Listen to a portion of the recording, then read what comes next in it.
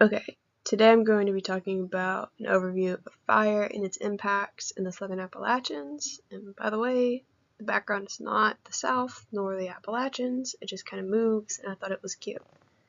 And I think there's going to be a little black box to the side, and I do not know how to get that out of here, so it's going to be our friend for today. Just to make sure we know where we are, there's a map of the US, an arrow pointing to the Smokies, a bigger map of the Smokies.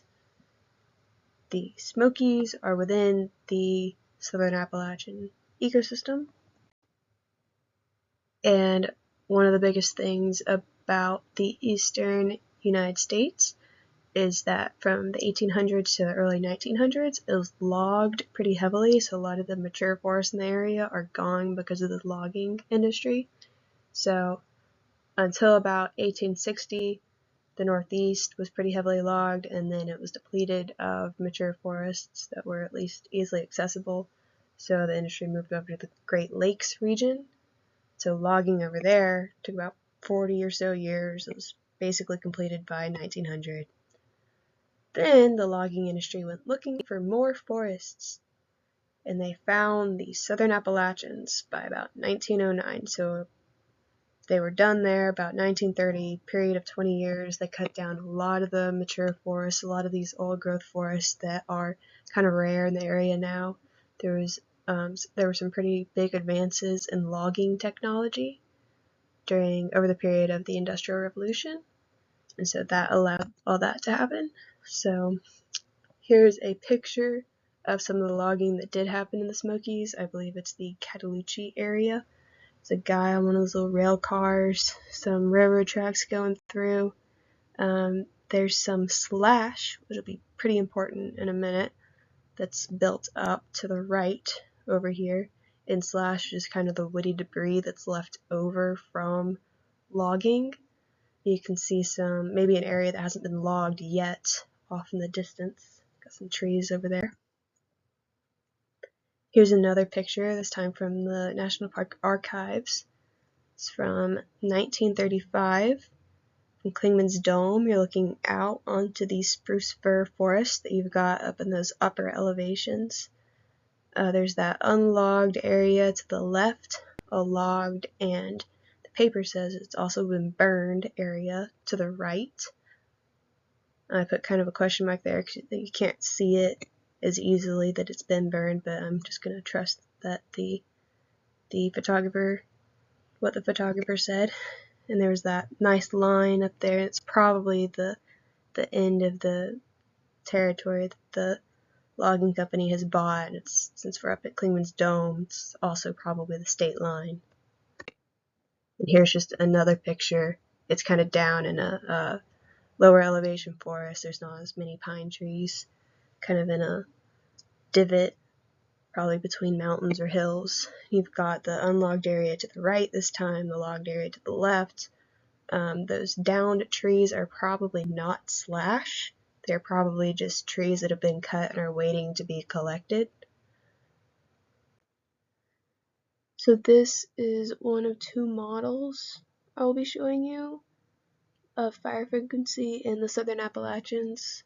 The second model will be on the next slide, but this is representative of a few areas in the Southern Appalachian region.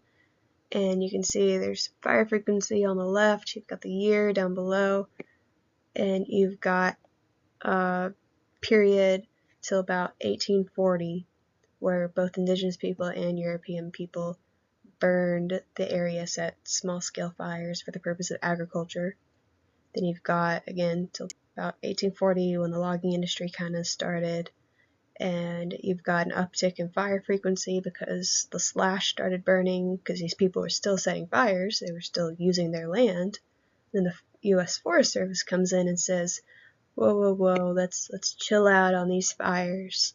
Or the Forest Service, we've still gotta make sure the forest is still there. But the way they did this was to just exclude fire entirely. So here's that second model of fire frequency in the Southern Appalachians. You've got still the indigenous and the European people who came in and they were burning the area for agriculture. It's a little bit more variable though.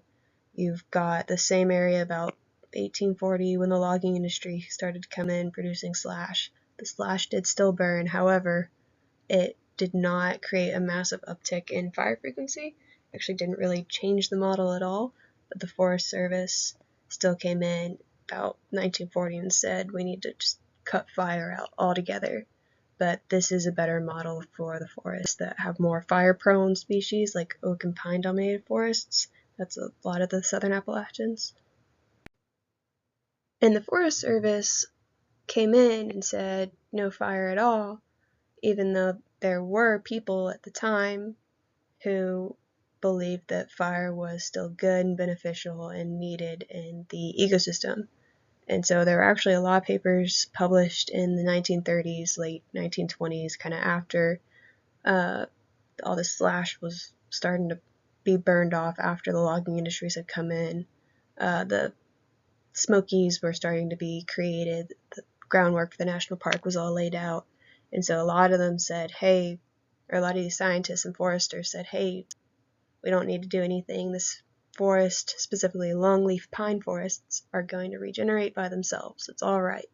And then others, like the Forest Service, said, okay, well, we know the mature trees are okay. They're okay with fire. However, we need to let these seedlings grow up and become mature trees. But the way they did this was to just simply exclude fire and keep it excluded. So what does this mean for the plant communities within the southern Appalachians? Well, a study in 2015 looked at an old growth forest in the Smokies that was on a south-facing slope. So it's getting more sunlight, it's a little bit more xeric, it is subject to a more frequent fire regime, so it's getting more fires in there. And so what this study found was that up until about when fire started to be excluded, kind of where logging started-ish, there was a period of frequent fire, so you've got species that are fire tolerant, more xeric, and so there's all these species like the Table Mountain pine that have evolved with fire. Then you've got post-fire from about 1910, 1949, where you've still got the high establishment of those trees and tree stand types where they are more tolerant of fire and can regrow pretty decently after a fire has come through.